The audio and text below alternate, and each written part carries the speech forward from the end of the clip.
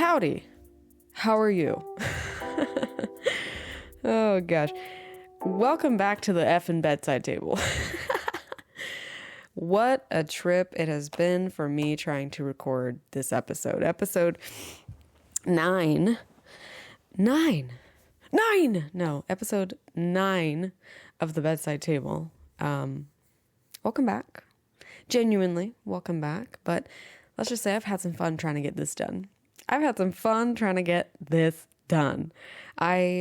a little bit man-voiced. I'm slightly hungover. Not really, like kind of. A little bit. I went drinking with some friends last night. Had a fabulous time, as I always do. So I've got a little bit of hangover voice. Just a smidgen. And it's also just the fact that it's morning, folks. Good morning. You may not be watching or listening to this in the morning, but if you are, good morning. It's morning for me. It's another daytime episode. Hey, yo, an unintentional daytime episode. And let me explain myself. Excuse me. Sorry about my sniffles. I have allergies in the morning.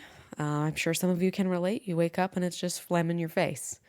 And also with the weather here changing as often as it has been, yeah, my allergies have been kicking my ass. This is an unintentional daytime episode, and I'll explain. So I'm a pet sitter, for those of you who don't know, and that entails me going to other people's houses and staying there for generally lengthy periods of time. Sometimes it's a few days, sometimes it's 5 or 6 days, sometimes it's a week or longer. And also, if I get booked back to back, then that obviously extends the amount of time that I am at someone else's house and not at my apartment. So I have like 2 stays that are nearly back to back coming up this weekend. And as you know, my podcast episodes go out on Monday. So I was trying to get this episode done and scheduled today, which I'm still going to do, so I don't have to worry about it when I'm away from home. So yes, last night I prepared this. I had it planned. Last night I was like, okay, sit down, record the episode, and we'll have it ready to ready to edit and schedule for the next day. Perfect. And I'll have it all done before I leave. So, oh, life is funny. Life is like, oh, you think you have it all planned out? Well, here, let me remind you of just how quickly things can go awry. And life has a sense of humor, I'll tell you what. You have to be able to laugh. I was talking with a friend of mine about this. You've got to be able to laugh. You've got to be able to laugh at the things that go wrong. You've got to be able to at least eventually be able to have some kind of lighthearted humor about it at some point, about the things that go wrong. And that's what I'm trying to do, because I'm a little bit frustrated, I'll be honest. And you can probably tell by my energy I'm bringing to the podcast at the very beginning, where I'm like, welcome to the effing bedside table. But I'm also, like I said, I'm also bringing some humor to it. I'm also laughing about it because I'm here recording it anyway. I'm getting it done. 3rd time's the charm. Ayo. So anyway, last night I had it all planned. It was great. I recorded it, and after I got it all done and recorded, I was like, yes, another good episode. I go to my phone. It had turned off midway through the episode because my storage was full. Not the first time that it's happened to me. I don't know how my phone storage gets so full. I literally have deleted everything because I backed up everything and deleted everything once already. I'm going to have to do the same thing again. I've just been taking so many pictures, recording so many videos. I've just been having a lot of experiences. I've been out here living life. So I've been having a lot of fun filling up my phone capacity. So yeah, so halfway through it stopped, and I didn't realize last time I caught it and was able to fix it like mid-recording. This time, unfortunately, I did not catch it. But lo and behold, I went and hung out with some friends, and then when I got home, I was like, you know what? I'm going to finish the other half of the episode. So at 2 a.m, I recorded 20 minutes of some drunk wisdom and a little bit of gibberish. And after that 20 minutes, I was like, yes, I finished it. I wasn't going to. I was going to wait till the next day. I got it done. Go me. I was schlizzard, having a good time. I'm going to post probably a couple of clips from from my drunken ramblings, though, because there's definitely some good stuff in there. So be on the lookout for that. If you're not following my socials, it's in the description if you're watching on YouTube, it's in the description. I'll be posting about it. I might post some little snippets as well on the channel here. But anyway, yeah. So I got back from my friends. I recorded the rest of the second half of the episode. I redid it. I was like, yes, I did it. I'm so proud of myself. I did it. Yay.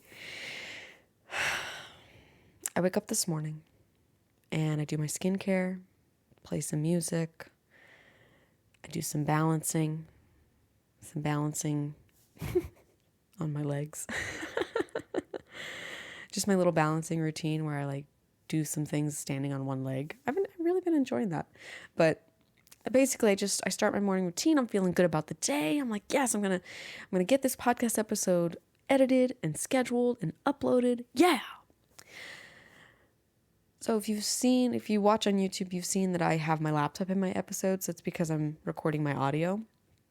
I opened up my laptop and it had restarted for some wonderful reason.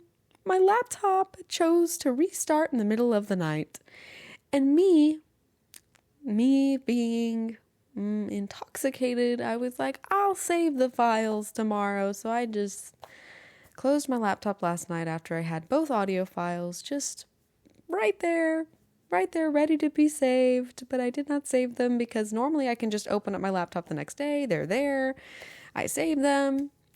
But no, life is funny like that. They disappeared because my laptop decided to restart in the middle of the night. Oh my God, so great. So I lost both of my audio files from the first half of the video that I'd recorded during the first try where my phone got full and I lost the last half. And then when I triumphantly came back and finished the last half, redid it in my drunken stupor. I've never used that phrase, I don't think. What does that mean? What does drunken stupor mean? I want to look it up real quick. Define stupor. A state of near unconsciousness or insensibility. Oh, and the example it gives is a drunken stupor. I did it right. Stupor. I like doing that. I like it when Google pronounces things for me. Okay, but anyway. Yeah, so triumphantly in my drunken stupor, I had gotten it done, and then lo and behold, I wake up this morning, and it's gone. It's all gone. And that's what I'm saying. Life has a sense of humor. Life has a sense of humor. Life is also there to like test you a little bit because it's like, ooh, let's see. And I know that I don't think life or the universe, whatever, intentionally is trying to sabotage me here. Or maybe. Just kidding. I don't think the universe is. What I'm trying to say is I don't necessarily think the universe restarted my laptop. I think that's just what technology does sometimes. And it just so happened to be a bit of an unfortunate circumstance because me and my drunken stupor forgot to or chose not to save the files because, well, sober Ellie will take care of it in the morning. Well, sober Ellie is a little frustrated because I'm recording this for the third time. But I'm also laughing about it. And I'm also still proud of myself because I'm recording this for a third time and I'm getting it out there. And yeah, heck yeah, I'm doing this regardless of what happens. Even if, I mess up a little here and there, I'm bound to mess up a lot more. Trust me. I know myself. No, genuinely though, we're bound to mess up at stuff. We're human beings. We make mistakes. I'm not looking for perfection here. And I genuinely enjoy sitting down and recording these anyway. I was just trying to get it done today because I've got chores I got to do today too. So I was excited and like ready for the day, ready to get started. And so I've got to slow down and backtrack once again and get this recorded so I can edit it. But yeah, I'm laughing about it. It's a good time. And hey, we got another daytime episode. Unintentional, but it's good. It'll work for us. So, welcome back again. Thank you for being here. And let's get started with our topics for today. You got me feeling a fight. You got me feeling a fight. Like how could I not think of you? You got me feeling a fight. You got me feeling a fight. All right, so the first topic that I want to explore is something we are probably most of us are quite familiar with: loneliness. And what I've been learning from it. Now, it's a funny little thing because loneliness comes up kind of in moments when we don't expect it. Loneliness can, it's ironic because loneliness can come up even when we're around people. Even if we're, like you hear the phrase, like, even being in a crowded room, I can feel alone. I can feel lonely. And then also even being around friends, even if we're around friends, if we're around family, like loneliness can strike up at any moment. So I want to explore that a little bit. I want to explore why that happens, in my opinion. And I want to explore what I've been learning about my own journey in my own period of loneliness that I'm experiencing. Because I'm in a bit of a period of loneliness. And I haven't talked much about this. I did do an episode, believe it was a couple episodes ago, kind of talking about, not really going into not going into great detail about specifics, about exactly what I'm going through, but it's episode 9. I feel like I can talk about it a little bit. And I feel comfortable. I feel like this is a space where I can be vulnerable and open up because I want this to be a space where you feel safe and comfortable too. So whatever you're bringing to the bed, I was going to say to the table, to the bedside table. Hey, whatever you're bringing to the bedside table, I want you to be able to kind of let go of that, whatever it is that you're bringing to the table here.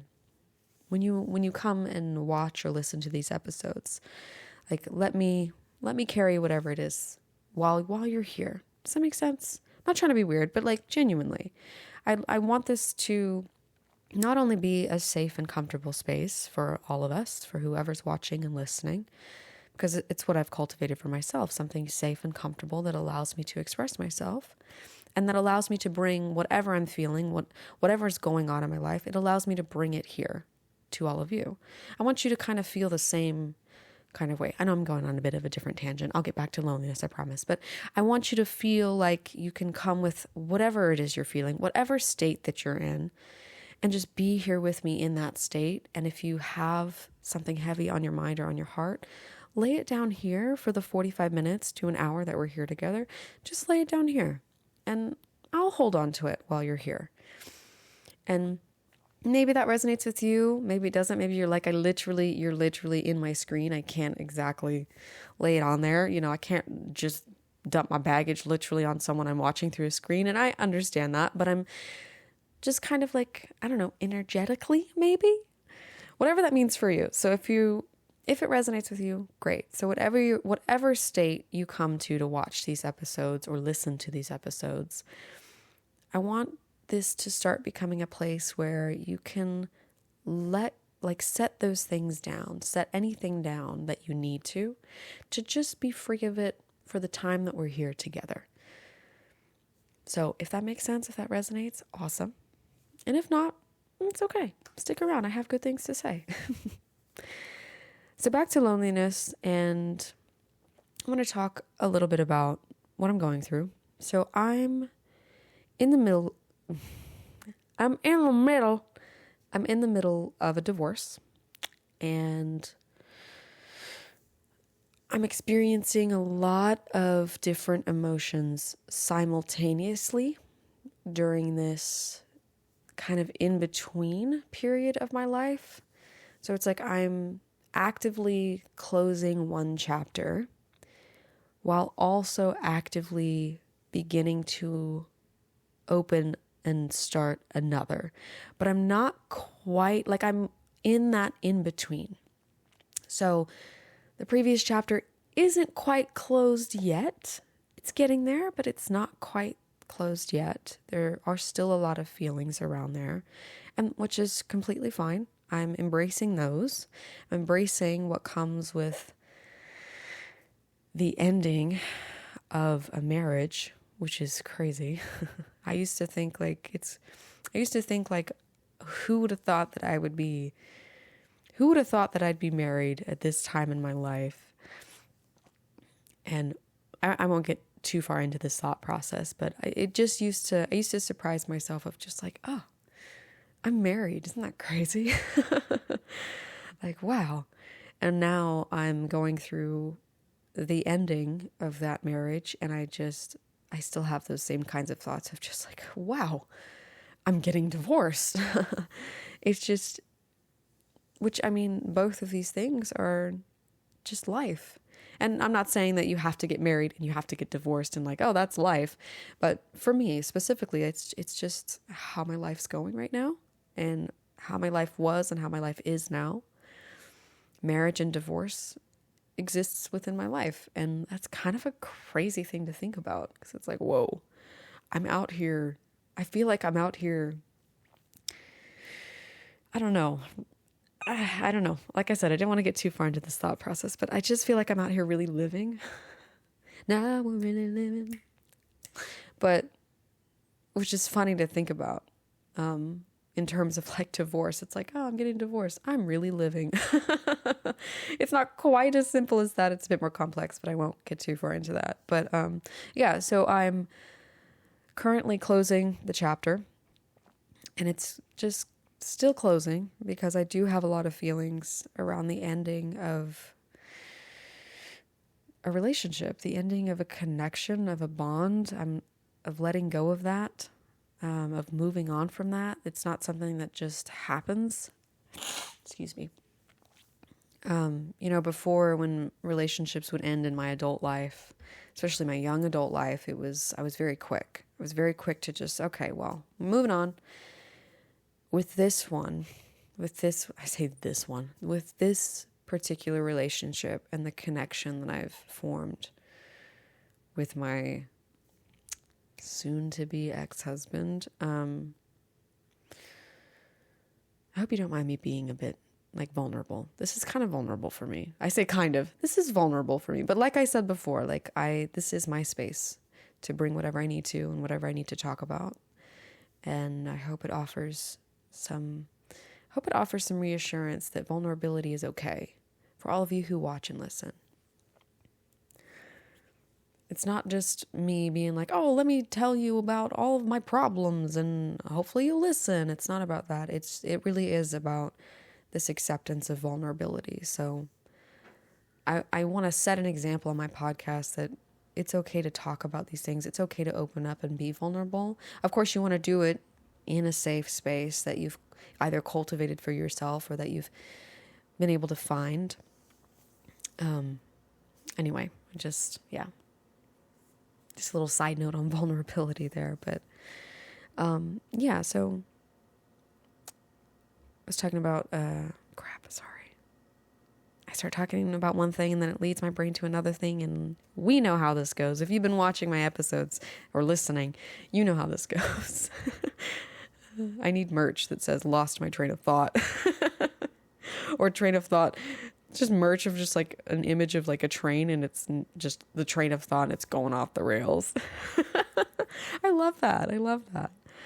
That could be a potential merch idea. I love that. But excuse me. Sorry. It's the leftover hangover and it's also my allergies. I'm sorry. Okay. But so in previous adult relationships, I'd be quick to move forward. I'd be quick not to grieve. I'd be quick, to just kind of get past those feelings of like, oh, okay, things are ending. But this is a lot different for me. This particular relationship, I mean, obviously it's going to be different. I married him. And I married him for a lot of reasons, but genuinely I did see a future with him. I did see myself being with him for the rest of my life. And so those kinds of connections and ties, the kind of bond that I formed with this particular person, it's not something that I can quickly move on from, and it's not something I'm trying to quickly move on from. I really am embracing, and, as I was saying, like, this chapter is closing, but I have a lot of feelings still that are existing within this chapter. I'm embracing those. So I'm embracing the grief. I'm embracing the loss, the sadness, the loneliness that I feel from this connection and this bond that I had with this person. I'm embracing the feelings around not having that anymore. And also around me intentionally choosing to walk away from those things. I'm intentionally choosing to separate myself from this person that I've formed these connections with. And that's been a really interesting thing. It's been difficult, but I've been learning a lot. I've been learning a lot by embracing those feelings and not trying to rush them, not trying to suppress them or not process them. I've really been allowing myself to be present with them. And that doesn't mean I'm constantly going through my day and I'm sad and I'm hurt and I'm lonely and I can't have fun and I can't be happy. Because again, I'm also embracing this new chapter. So that's what I'm talking about. Like, I'm simultaneously experiencing a lot of emotions at once. And I'm taking the time to be present and to embrace all of them. And that doesn't mean I'm embracing them. I guess I say I'm simultaneously going through. I am simultaneously going through all of these at the same time, but I'm embracing them as they come. So sometimes sadness will come up and grief will come up over the fact that I'll be thinking about memories from my marriage. I'll be thinking about the things that I loved about my ex-husband. Like, I'll just be thinking of the bond that we shared and the conversations we had, and I'll see the images of my mind of the moments that I cherished with him. And when that comes up, I allow myself to experience what comes along with that. I allow myself to cry. I allow myself to grieve because I'm grieving, because I'm not going to be creating more of those moments with him. So it's this sense of loss. Not only, it's not that I lost those memories. I have them, they're there, but that connection that existed, I'm grieving that. I'm grieving not creating more of those memories that I cherish with somebody that I love. So sometimes that comes up and I allow myself to feel that, to process it. I embrace that.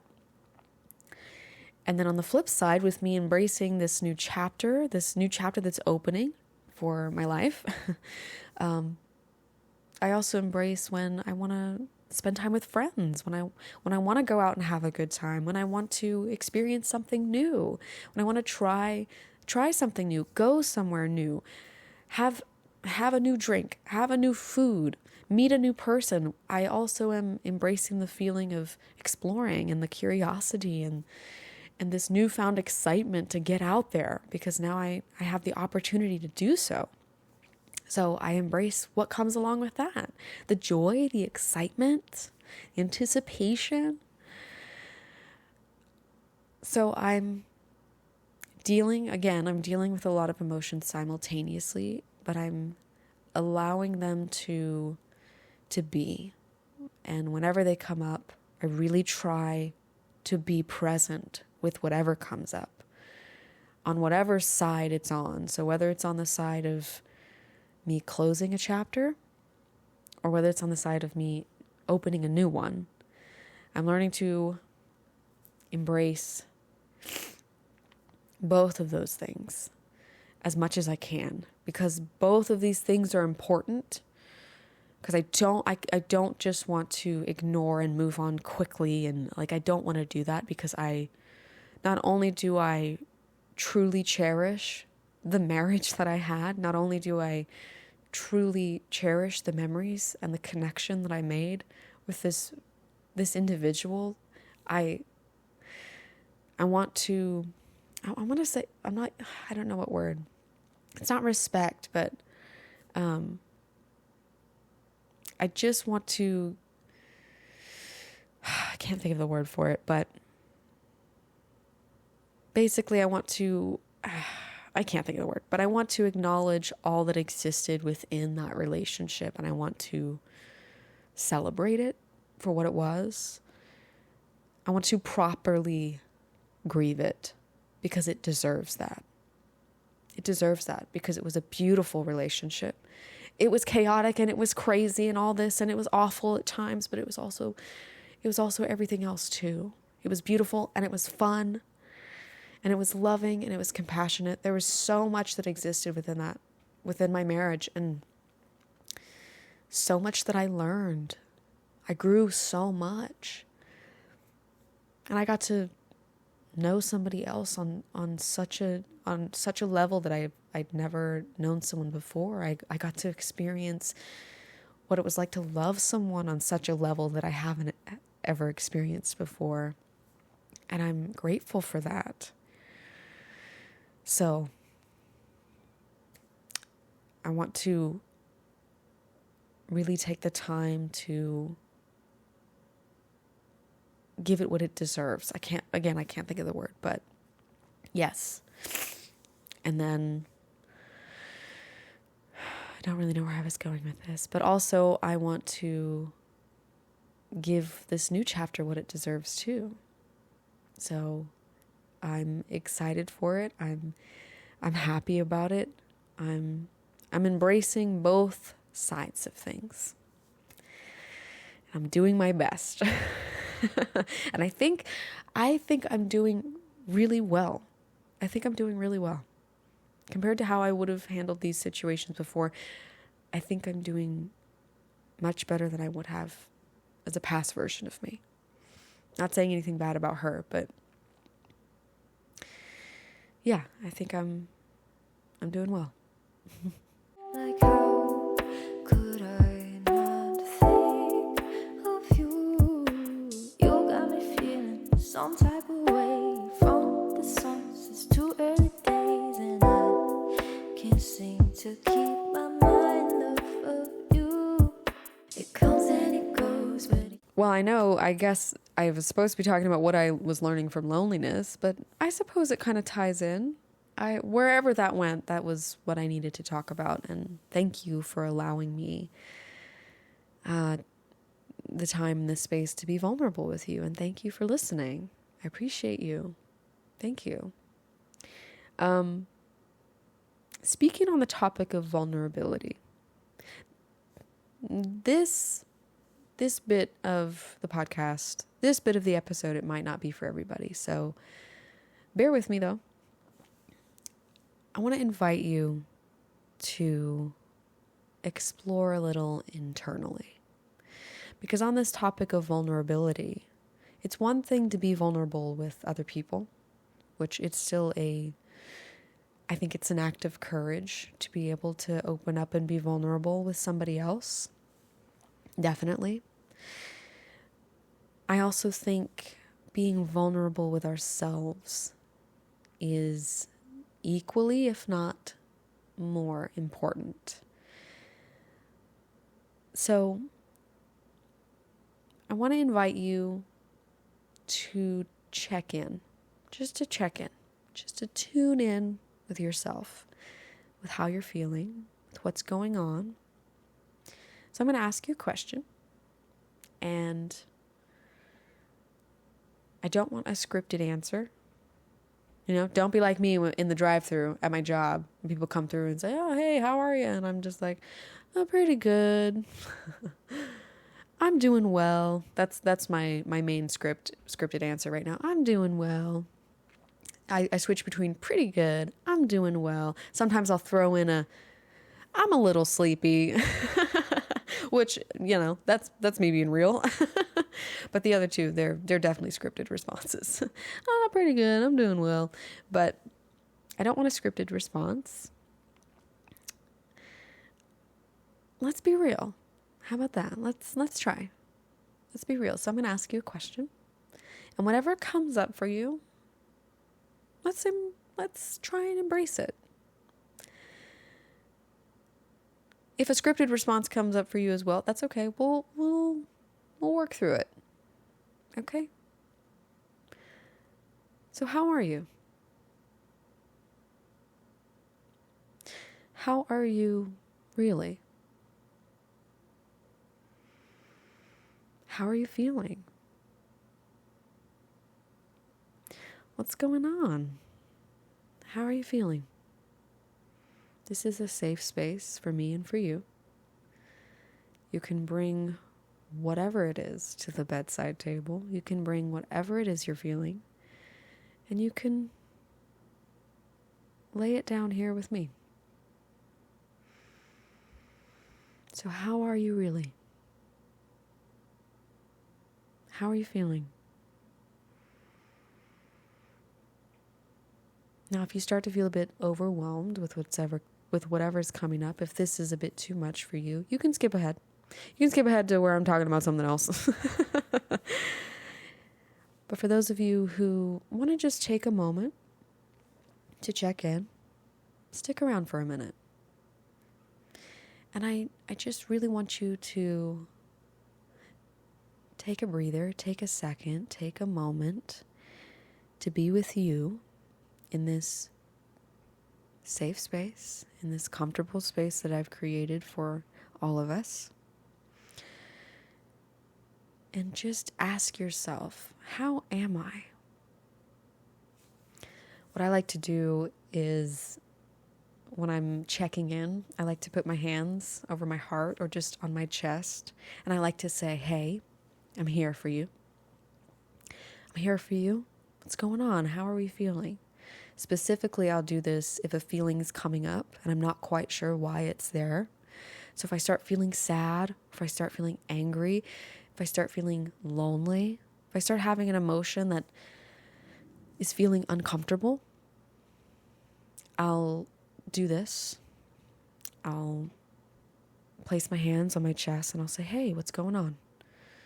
What's going on? How are we feeling? What's this feeling that's coming up?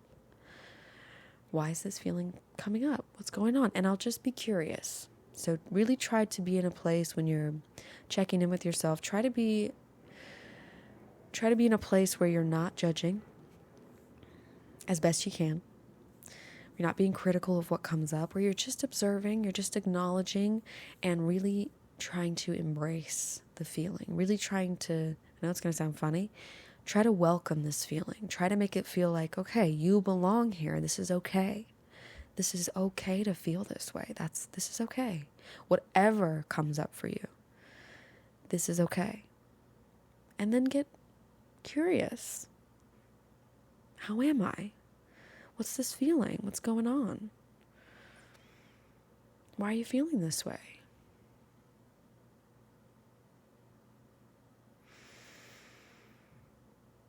So take a moment, just a moment longer, to be with you and to ask yourself, how am I? How am I feeling? And to embrace whatever comes up and maybe be a little curious about it.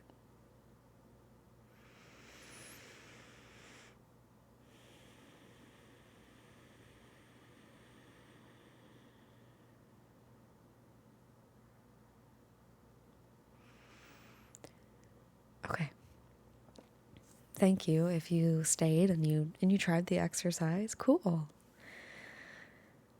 Thank you for sharing a little bit of vulnerability with me. And if you just sat here and were like, girl, you crazy. You crazy. I ain't doing none of that. Girl, what you talking about? That's fine too. Thank you for sitting with me and allowing me to share my vulnerability with you. All right, moving on. It's never gone. How can I go on without you? Please don't let me. Please don't let me. You got me feeling a fight. You got me feeling a fight. Like how could I not think of you? You got me feeling a fight. You got me feeling a fight. Like how could I not think? For the last topic of today's episode, sticking with kind of like vulnerability and centering ourselves and getting to know ourselves and checking in, kind of along the same kind of lines. Kind of. Okay. Okay, Ellie. We're having fun, aren't we? I just want to talk about an experience that I had recently. So I'd been having conversations with this person for a few weeks. We'd been talking, and I thought things were going well. I thought we were generally on the same page about some things. And it turns out we weren't. Turns out we weren't on the same page about some things, and that's okay. But it was a bit disappointing, I'll be honest. I was disappointed. But what I recognized is this gratitude for their realness and their honesty with me. So they were real and they were upfront about where they were, how it was for them.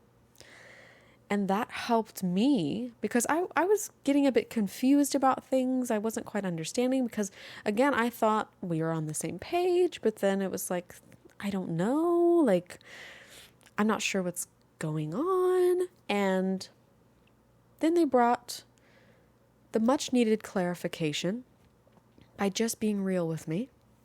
And though it was disappointing, yes, it was also exactly what I needed to be able to adjust myself accordingly, to be able to say, oh, okay, so we're definitely not on the same page. And that's okay. Thank you for the clarification. Now I can move forward with this. And what I learned from this, even though, again, like I said, it was a disappointing experience, I was also grateful for it. I was grateful that this person was real enough with me to be like, yo, this is where I'm at. And it's like, oh, okay, I didn't think that's where you were at, but thank you for clarifying. And I think it's something we need more of in the world, is just this realness.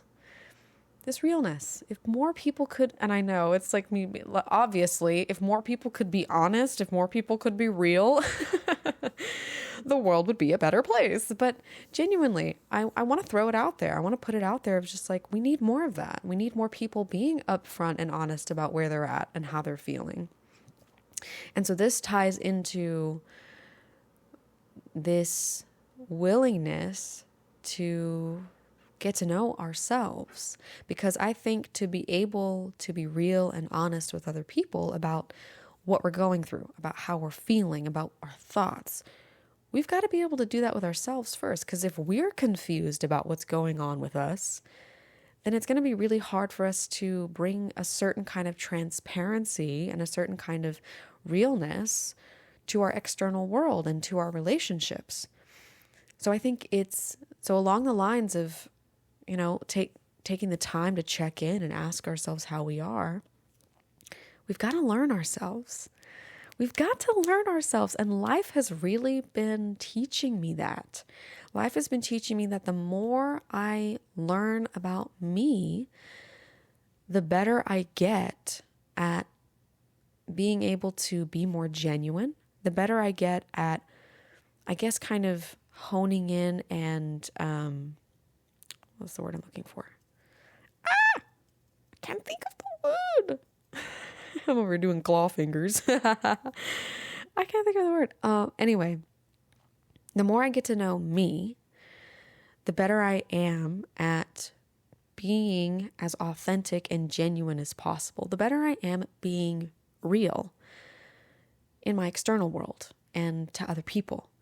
And this realness, the funny thing that I've also been learning, which is really interesting because it's something you hear, maybe it's something that's kind of out there where it's like, well, you'll attract the right people by being yourself, and the people that aren't meant to be there by you being yourself, I'm butchering this, will go away.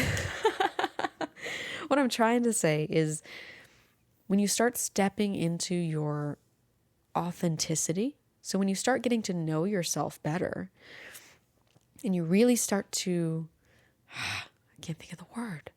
I'll just use whatever.